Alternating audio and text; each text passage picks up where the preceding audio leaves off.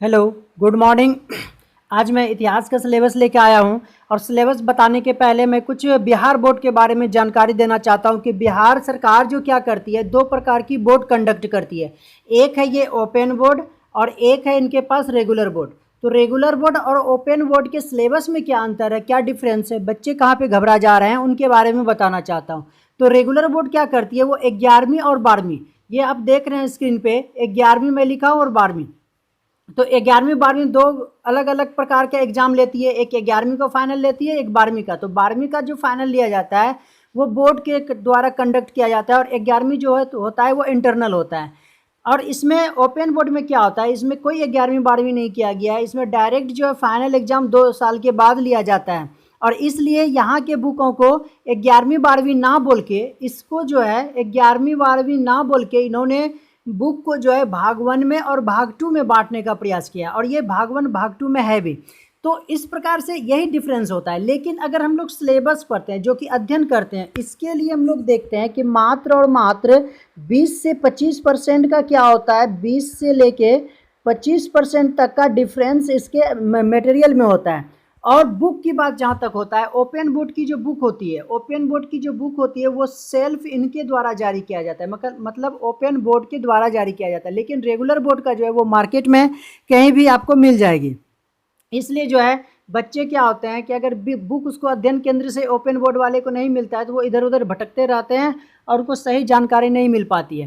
तो यहाँ पे मैं अगर जो भी अध्ययनरत हैं तो दोनों के बारे में डिफरेंस बताते हुए कहता हूँ कि ये जितना भी सिलेबस है दोनों का मिलता जुलता है। अंतर यही है, थोड़ा बहुत अंतर है जो मैं लिख रहा हूँ 20 से 25%। बाकी अगर 11वीं के पहला चैप्टर हम लोग देखते हैं तो उसमें भी यही बातें लिखी हुई है, प्रारंभिक विकास, उत्पत्ति मनुष्यों की कैसे हुई है। तो यहाँ पे भी मैं, चलिए, दोनों बोर्ड के विद्यार्थियों के लिए ये माना जाए तो 80% ये अच्छे हैं।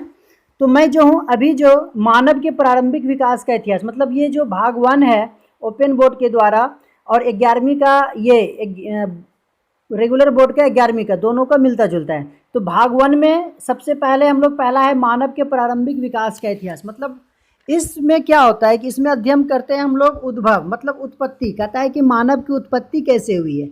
तो उत्पत्ति होने के बाद अब क्या होता है कि इनका धीरे धीरे धीरे विकास होगा। स्टार्टिंग में पढ़ते हैं मतलब मनुष्य का यहाँ पे, तो धीरे धीरे इसका क्या होता है, विकास होता है। विकास होने के बाद और जब ये समय गुजरता है कुछ समय, तो इनको जो है रहन सहन, खान पान, मतलब इनकी संस्कृति के बारे में धीरे धीरे पता चलता है इनको।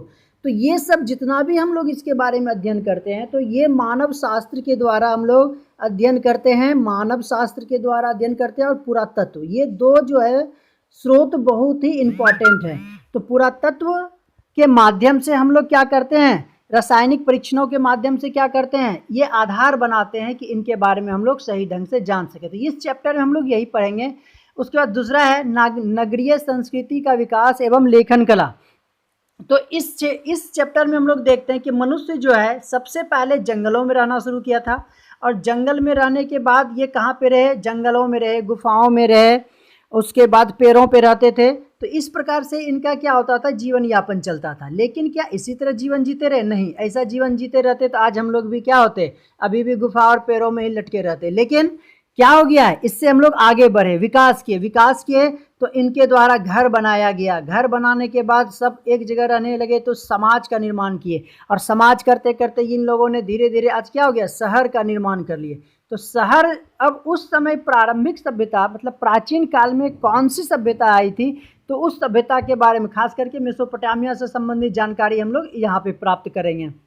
इसके बाद तीसरा चैप्टर है 3 महाद्वीपों में फैला हुआ साम्राज्य। इस 3 महाद्वीपों में से मतलब है जहाँ पे हम लोग एशिया को लेते हैं, उसके बाद अफ्रीका को लेते हैं और यूरोप, ये 3 महाद्वीप है। इन 3 महाद्वीपों में कौन सा ऐसा साम्राज्य था, कौन से ऐसे राजा हुए जिन्होंने क्या किया था, अपना अधिकार जमाया हो। तो खास करके यहाँ पे हम लोग पढ़ेंगे यूरोप के बारे में। यूरोप और अफ्रीका और एशिया में, तीनों में साम्राज्य में फैला हुआ था, तो वो था रोमन साम्राज्य। तो रोमन साम्राज्य के बारे में यहाँ हम लोग विशेष तौर पे जानकारी प्राप्त करेंगे। लेकिन अगर यही रेगुलर में जाएंगे तो वहाँ पे क्या होता है, ईरानी साम्राज्य के बारे में पढ़ना पड़ता है। तो यहाँ पे कुछ चीज़ों को आसान कर दिया गया है।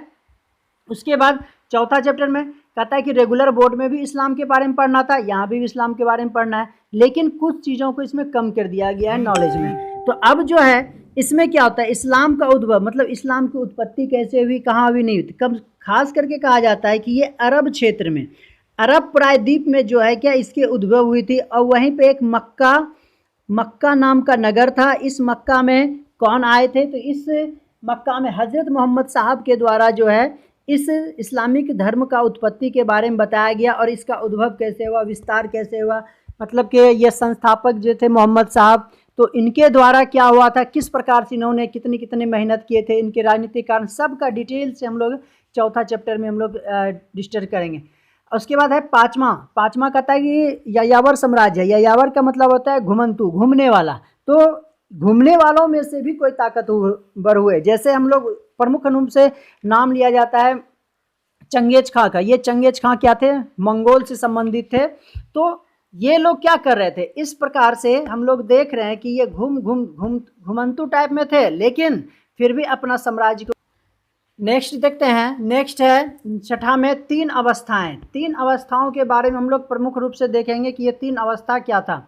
तो तीन अवस्थाओं में प्रमुख रूप से देखा जाए तो वो तीन अवस्थाओं, चलिए नेक्स्ट जो है तीन अवस्थाओं के बारे में पढ़ेंगे। चैप्टर का नाम है इन तीन अवस्थाओं में प्रमुख रूप से सामंतवाद से संबंधित जानकारी प्राप्त करेंगे कि ये सामंतों की स्थिति कैसे सी सामंत व्यवस्था स्थापित हुई थी, इनके बारे में जानने का प्रयास करेंगे। और कैथोलिक चर्च यानी कि चर्च के बारे में पढ़ेंगे कि कैथोलिक चर्च किस प्रकार से किस अवस्थाओं में कार्य कर रही थी। और एक था नए राज्यों के निर्माण की व्यवस्था।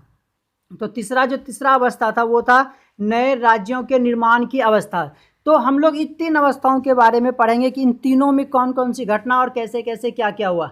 तो नेक्स्ट है हमारा बदलती हुई सांस्कृतिक परंपराएं। तो 7वां नंबर में जो ये है इसमें कहता है क्या, हम लोग यूरोपवासी जो जितने सारे यूरोपवासी थे वो पश्चिम एशिया के संपर्क में, मतलब कि हम लोगों के संपर्क में आए। कहता है कि यूरोप में जो है आधुनिक युग 1453 ईस्वी से ही स्टार्ट हुआ था। उसके बाद वहाँ की संस्कृतियाँ क्या होती है और यूरोप और मध्य एशिया के बीच में संपर्क होते ही क्या होता है, सांस्कृतिक परंपराओं में क्या होता है, बदलाव आ जाता है। तो यही हम लोग देखेंगे कि किस प्रकार से मध्य एशिया और किसके बीच, यूरोप वासियों के बीच किस प्रकार से संपर्क हुआ और जो है क्या संस्कृतियों में क्या हुआ, बदलाव हुआ। तो 8वां है हमारा संस्कृतियों का टकराव। कहता है संस्कृतियों के टकराव किस प्रकार होती है। पहले हम लोग जानते थे खोजी यात्री का काम होता था, लोग एक जगह से दूसरे देश भी खोजते थे, एक जगह से दूसरे जाते थे, ये समुद्री यात्रा करते थे। जैसे वास्को डिगामा हो गया, उसके बाद कोलंबस हो गया। इन लोगों ने क्या किया, तरह तरह के विभिन्न प्रकार के देशों की खोज की और देशों की खोज करने के बाद जहाँ जहाँ ये गए उनकी संस्कृति का आदान प्रदान हुआ। तो संस्कृतियों का आदान प्रदान, उसके बाद दास व्यवस्था कायम हुई थी। इन सबों की विस्तृत जानकारी जो है हम लोग संस्कृतियों के टकराव से प्राप्त करेंगे। नेक्स्ट हमारा मुगल दरबार। मुगल दरबार में मुगलों का शासन कब से शुरू हुआ, कौन कौन से इसमें राजा आए, इन लोगों की राजनीतिक व्यवस्था कैसी थी, संस्कृति कैसी रही, रहन सहन कैसा रहा, सारा मुगल से संबंधित हम लोग जानकारी प्राप्त करेंगे। और इनकी संस्कृति और भारतीय संस्कृतियों के बीच में कौन कौन सी खाई थी, किसने इसको दूर किया, इन सबों के बारे में हम लोग इसमें पढ़ेंगे। मुख्यतः जो है बाबर से लेके औरंगजेब तक की कहानी इसमें पढ़ने का प्रयास करेंगे हम लोग। तो यहाँ तक था 9 चैप्टर में तो हम लोग ये नेक्स्ट है हमारा 10वां नंबर पे मूल निवासियों का विस्थापन। कहता है कि मूल निवासियों का विस्थापन जो हुआ था, इसका मतलब है मूल निवासियों में मुख्य रूप से अमेरिका और ऑस्ट्रेलिया से संबंधित हम लोग पढ़ेंगे। अमेरिका और किसमें, ऑस्ट्रेलिया का।